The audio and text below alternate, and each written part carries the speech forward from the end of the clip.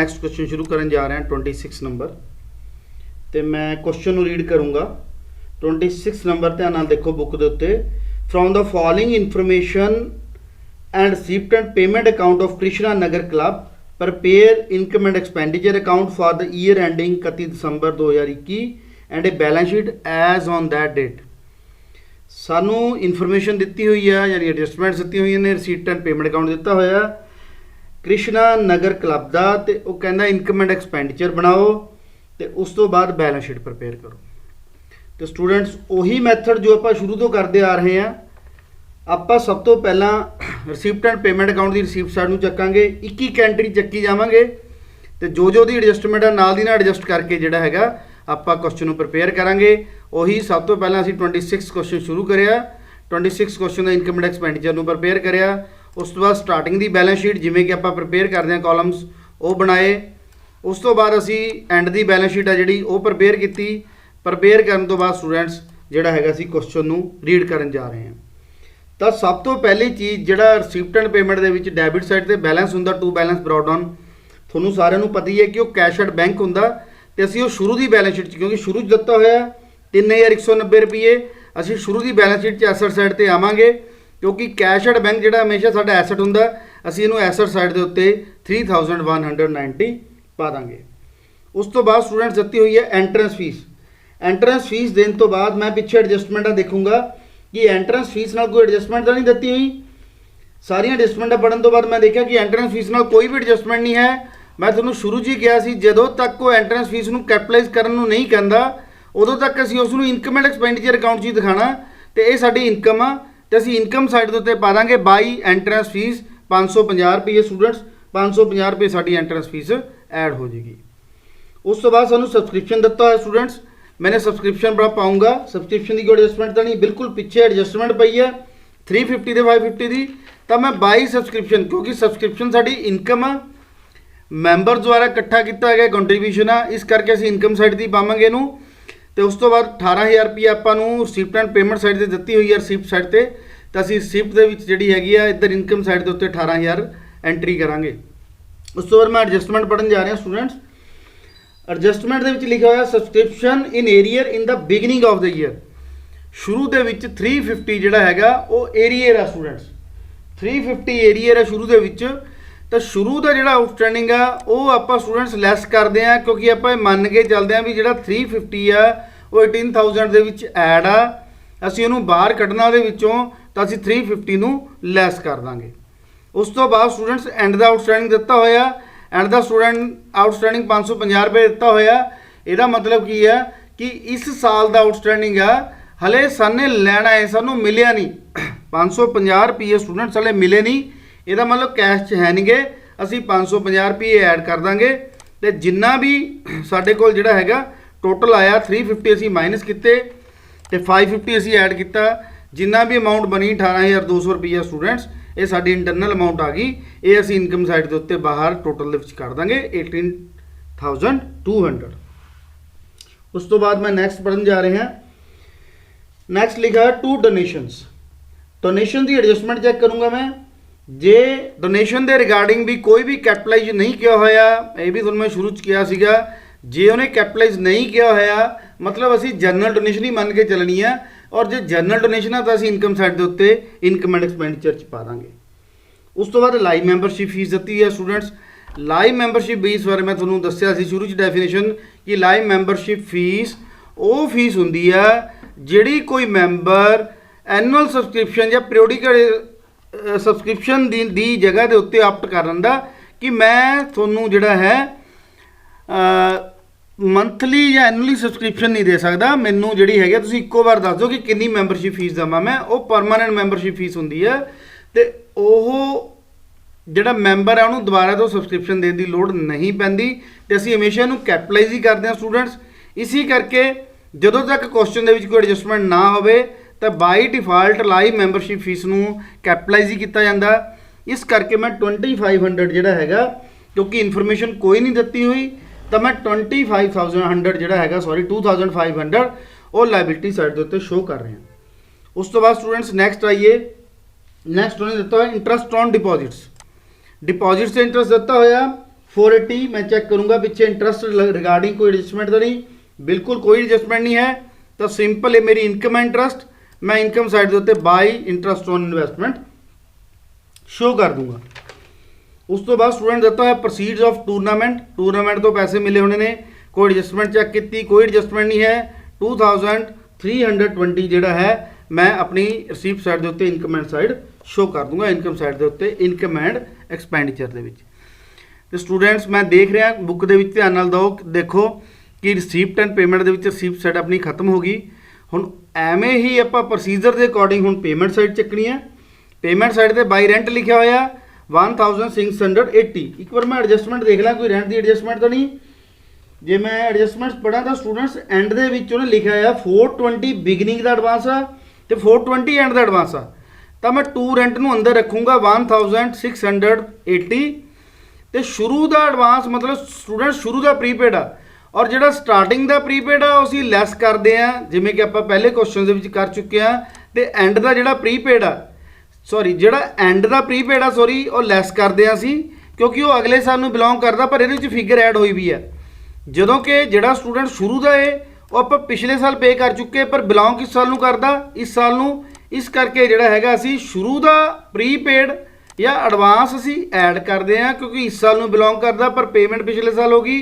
पर ਜਦੋਂ कि ਜਿਹੜਾ इस साल का है पेमेंट ਸਾਡੇ ਤੋਂ इस साल होगी पर बिलोंग अगले साल ਨੂੰ करता, इस करके ਜਿਹੜਾ ਹੈਗਾ ਅਸੀਂ ਉਹਨੂੰ ਲੈਸ ਕਰਾਂਗੇ। तो इस क्वेश्चन के अकॉर्डिंग 420 ऐड हो गया स्टूडेंट्स, 420 लैस हो गया तो साढ़े को जी आउट फिगर है वो 1680 आ बाहर होगी। तो मैंने उम्मीद है स्टूडेंट्स थोनों ये रेंट की एडजस्टमेंट समझ आ गई होनी है, क्योंकि शुरू का प्रीपेड है, शुरू का प्रीपेड पिछले साल पे करता पर बिलोंग इस साल में करता, इस करके असी ऐड करता। जोड़ा हुण पे किया है बिलोंग अगले साल में करता, इस करके असी लैस करता। उस तो बाद स्टूडेंट वेजिज दिता होया, वेजिज की एडजस्टमेंट कोई नहीं हैगी, असी 2450 वेजिज खर्चा पाता। उस तो बाद स्टूडेंट लाइटिंग एक्सपेंसिज आ, लाइटिंग चार्जिज आ 750 दे एक्सपेंडिचर है साडा खर्चा है, कोई एडजस्टमेंट नहीं असी उसी तरीके नाल पाती। उस तो बाद स्टूडेंट्स लिखा है books, books books purchase books purchase की ने 2480 दियाँ 2480 असी परचेज की ने ड्यूरिंग द ईयर स्टूडेंट्स। तो असी हले मैं शुरू की बैलेंस शीट के फिगर नहीं चक्कियाँ एंड दियाँ सॉरी, तो शुरू के विच साल के दौरान परचेज की ने तो बिल्कुल एसेट साइड पर आएगियाँ स्टूडेंट्स। मैं ऐड कर लूँगा 2450, बाकी कुछ एडजस्टमेंट शुरू दियाँ ने मैं हले नहीं लिया है और एडजस्टमेंट पढ़न लगे करांगे। फिलहाल बुक्स पा के ऊपर 20,000 ना पाए, स्टार्टिंग नहीं पाई हले, ऐड बुक्स परचेज करके अंदर ही रखियो 2480। उस तो बाद स्टूडेंट्स ऑफिस एक्सपेंसिस दिते हुए हैं, एडजस्टमेंट कोई नहीं है, बिल्कुल साडा एक्सपेंडिचर है, असी ऑफिस एक्सपेंस पा लांगे 4500 के साडे ऑफिस एक्सपेंडिचर हो गए। उस तो बाद स्टूडेंट्स अपन दिता हुआ 8% फिक्स डिपॉजिट 1/7/2021 असी फिक्स डिपॉजिट लिया। फिक्स डिपॉजिट साडा की है स्टूडेंट्स, साडी एसेट है FD करवाई हुई है और असी बैलेंस शीट की एंड की साइड के उत्ते जिहड़ा हैगा फिक्स डिपॉजिट 12,000 कर लांगे। और इन्हें स्टूडेंट्स 8% FD के उत्ते 1/7/2021 FD करवाई है। तो आपां जिहड़ा इनकम एंड एक्सपेंडिचर बना रहे हैं वो 31 दिसंबर को बना रहे हैं। तो एक बार आपने ये चैक करना भी ये इंटरस्ट कितना बनता स्टूडेंट्स। जे मैं इंटरस्ट चैक करा तो 12,000 इंटू 8/100 इंटू 6/12 तो स्टूडेंट ये बनता 480। रिसीप्ट साइड से बिल्कुल देखो देखो लिखा हुआ इंटरस्ट ऑन डिपॉजिट्स, यदा मतलब 480 ही इंटरस्ट बनता सी और 480 ही सानू मिल गया। तो साडी बैलेंस शीट कोई एडजस्टमेंट नहीं होनी क्योंकि जिन्ना सानू ब्याज मिलना सी उन्ना मिल गया। सपोज स्टूडेंट कई क्वेश्चन के हुंदा की है, सपोज उन्हें लिखा होंदा 10% डिपॉजिट, जे 10% तुसीं करदे 10% एक साल का 1200 रुपया आ जाना सीगा, सॉरी 10% 1200 एक साल का तो 6 महीने का कितना आना सी 600 रुपया। तो तुसीं फिर की करना सी 480 रुपये थोनों उहदे चों मिल गए, 120 रुपये आउटस्टैंडिंग ने हले भी, तो 480 प्लस 120 600 रुपया तुसीं income and expenditure they which income दिखानी सी।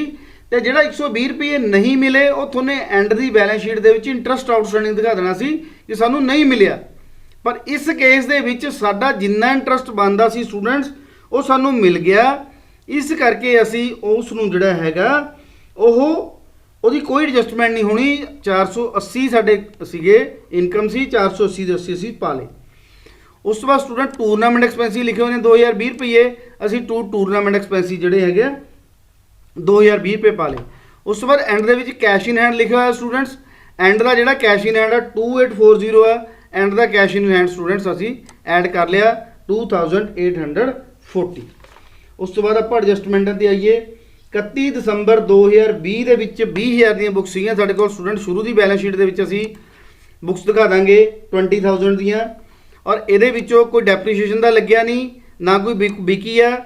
ਅਸੀਂ 20000 ਐਂਡ 'ਚ ਵੀ ਦਿਖਾਵਾਂਗੇ, ਬਲਕਿ 2480 ਰੁਪਏ ਦੀਆਂ ਅਸੀਂ ਸਾਲ ਦੇ ਦੌਰਾਨ ਖਰੀਦੀਆਂ ਸੀ। ਮਤਲਬ ਸਾਡੇ ਕੋਲ ਟੋਟਲ ਬੁੱਕਸ ਕਿੰਨੀਆਂ ਹੋ ਗਈਆਂ 22480। ਤੇ ਨੀਚੇ ਸੌਰੀ ਇਹਦੇ ਵਿੱਚ ਐਡਜਸਟਮੈਂਟ ਲਿੱਤੀ ਹੋਈ ਹੈ ਸਟੂਡੈਂਟਸ ਕਿ ਜਿਹੜਾ ਕਲੱਬ ਬੁੱਕਸ ਨੇ ਉਹ 20000 ਨੇ ਸ਼ੁਰੂ 'ਚ, ਅਸੀਂ 20000 ਪਾਈਆਂ। ਫਰਨੀਚਰ ਸ਼ੁਰੂ 'ਚ ਕਿੰਨਾ ਹੈ 8500, ਅਸੀਂ ਫਰਨੀਚਰ ਪਾਇਆ ਸਟੂਡੈਂਟਸ 8500 ਦਾ। ਉਸ ਤੋਂ ਬਾਅਦ ਉਹ ਕਹਿੰਦਾ 10% ਡੈਪਰੀਸ਼ੀਏਸ਼ਨ ਲਗਾਉਣਾ including those purchased during the year, ਤੇ ਉਹ ਫਿਗਰ ਵੀ ਲੈਣੀ ਹੈ 10% ਜਿਹੜਾ ਸਾਲ ਦੇ ਦੌਰਾਨ ਖਰੀਦੀ ਹੈ। ਤਾਂ ਸਟੂਡੈਂਟ ਟੋਟਲ ਜਿਹੜੀ ਅਸੀਂ ਖਰੀਦੀ ਹੈ ਉਹ 22480 ਰੁਪਏ ਦੀ ਹੈ, ਉਹਦੇ ਵਿੱਚ 10% ਡੈਪਰੀਸ਼ੀਏਸ਼ਨ ਅਸੀਂ ਲਗਾਇਆ। ਤਾਂ ਬੁੱਕਸ ਦੀ ਜਿਹੜੀ ਸਾਡੇ ਕੋਲ ਕਾਸਟ ਆ ਨੈਟ ਫਿਗਰ ਆ ਉਹ ਬਾਹਰ ਨਿਕਲ ਜੇਗੀ 20232 ਰੁਪਏ ਦੀ। ਇਨ ਦੀ ਸੇਮ ਵੇ ਸਟੂਡੈਂਟ ਫਰਨੀਚਰ ਸੀ, ਫਰਨੀਚਰ ਸਾਡੇ ਕੋਲ 8500 ਰੁਪਏ ਦਾ ਸੀਗਾ, ਅਸੀਂ 10% ਡੈਪਰੀਸ਼ੀਏਸ਼ਨ ਲਾਇਆ 850 ਰੁਪਏ। ਤਾਂ ਸਟੂਡੈਂਟ ਸਾਡੇ ਕੋਲ 7650 ਰੁਪਏ ਜਿਹੜਾ ਹੈਗਾ ਉਹ ਫਰਨੀਚਰ ਆਊਟਸਾਈਡ ਨਿਕਲ ਗਿਆ, ਬਾਹਰ ਨਿਕਲ ਗਿਆ। ਉਸ ਤੋਂ ਬਾਅਦ ਸਟੂਡੈਂਟਸ ਆਪਣੇ ਕੋਲ ਨੈਕਸਟ ਸਬਸਕ੍ਰਿਪਸ਼ਨ ਏਰੀਆ ਸੀ ਸ਼ੁਰੂ ਦਾ ਆਊਟਸਟੈਂਡਿੰਗ ਬੈਲੈਂਸ ਸ਼ੀਟ ਦਿਖਾਉਂਦੇ ਆਪਾਂ। ਤਾਂ ਸ਼ੁਰੂ ਦੀ ਆਊਟਸਟੈਂਡਿੰਗ ਅਸੀਂ ਸ਼ੁਰੂ ਦਾ ਬੈਲੈਂਸ ਸ਼ੀਟ ਦਿਖਾ ਦਾਂਗੇ। ਜਿਹੜੀ ਐਂਡ ਦੀ ਸਬਸਕ੍ਰਿਪਸ਼ਨ ਆਊਟਸਟੈਂਡਿੰਗ ਹੈ 550 ਉਹ ਅਸੀਂ ਐਂਡ ਦੀ ਬੈਲੈਂਸ ਸ਼ੀਟ ਦੇ ਵਿੱਚ ਸ਼ੋਅ ਕਰਾਂਗੇ।